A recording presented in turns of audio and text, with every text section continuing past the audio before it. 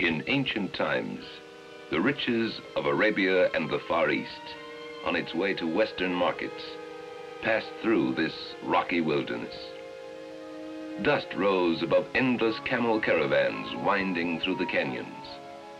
The now still air rang with shouts of tired drivers and tinkling camels' bells.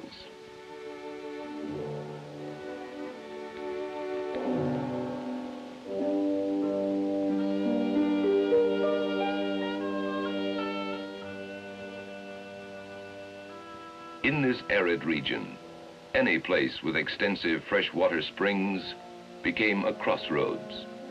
There were such springs in and around a certain hidden valley. The Edomites, nomadic raiders who looted the caravans, first used the valley to hide their plunder. Control of the valley was won from them by the Nabateans, another nomadic tribe.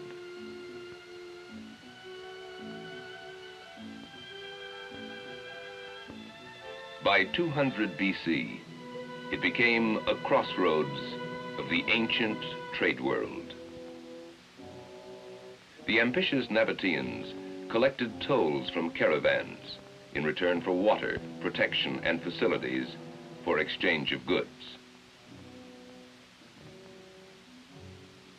As they grew in numbers and power, they developed the valley with its easily defended heights into a permanent stronghold, and finally into a city called Petra.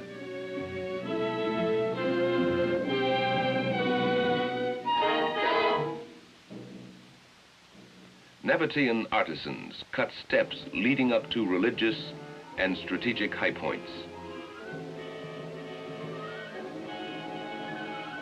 Crude rock-hewn caves were utilized by the growing population for shops and storehouses, where frankincense, gold, myrrh, aloes, cinnamon, and spices were unloaded and re-caravanned to points north and west.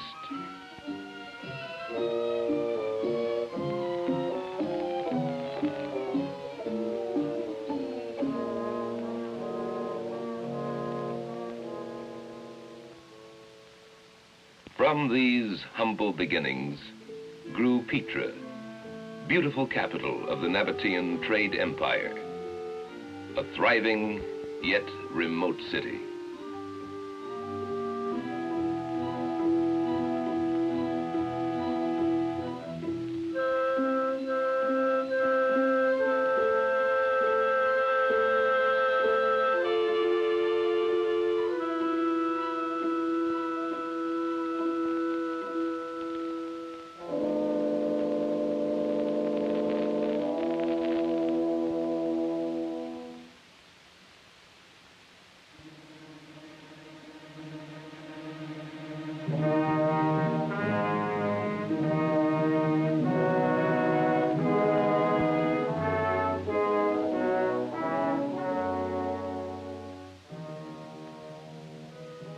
As Petra expanded, its far-ranging traders were exposed to the culture of many lands.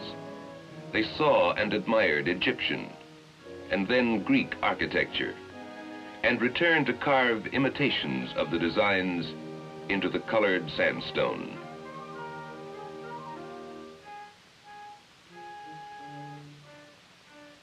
At length, Petra's wealth and power challenged and tempted the Romans.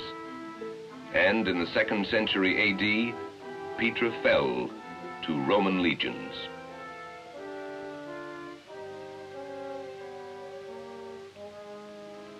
But the Nabateans absorbed their conqueror's culture. Their most recent temples are in the Roman style.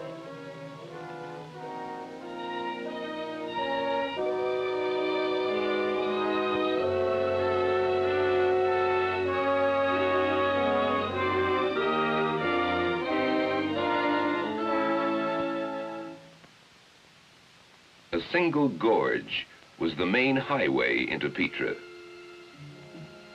Channels cut into the steep sides brought fresh water into the city from nearby springs.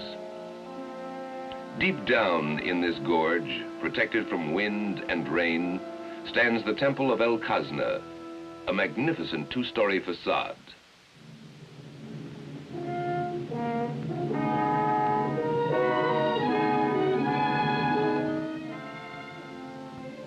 The temple's interior is scarcely more than a cave, but El Khazna's exterior remains an astonishing symbol of late Hellenistic design buried in the wilderness of the Middle East.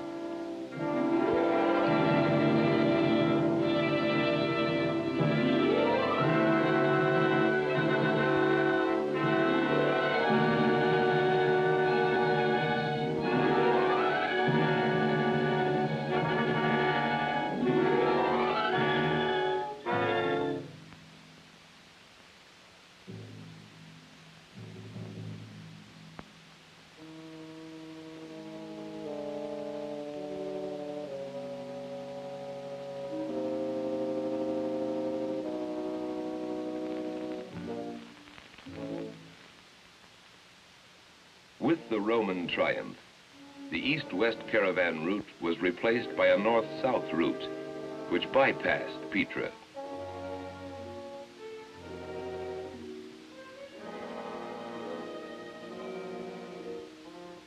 Its lifeblood cut off, Petra gradually withered. The industrious life of the valley city came to an end. Caravans no longer stopped. The great center of a trading empire became a city of the dead.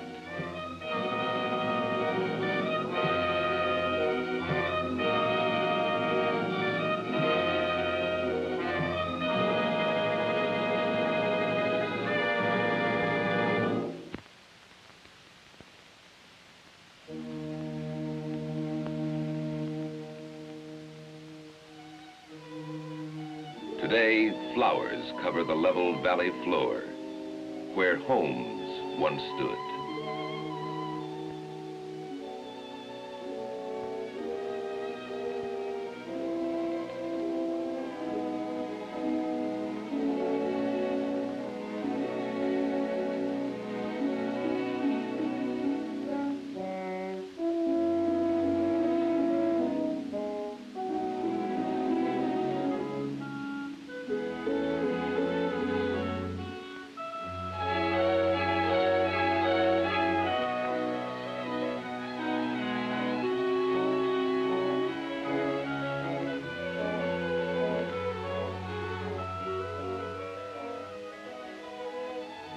Occasionally, a lone Bedouin might drive his flocks to one of the valley's springs.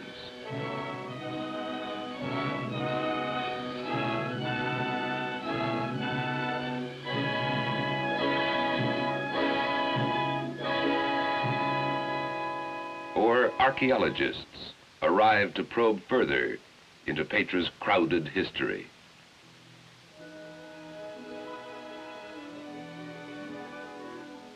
But the only living things that still take nourishment from Petra's springs are the flowers, mute and vivid in the silent valley of red sandstone tombs and a dead civilization.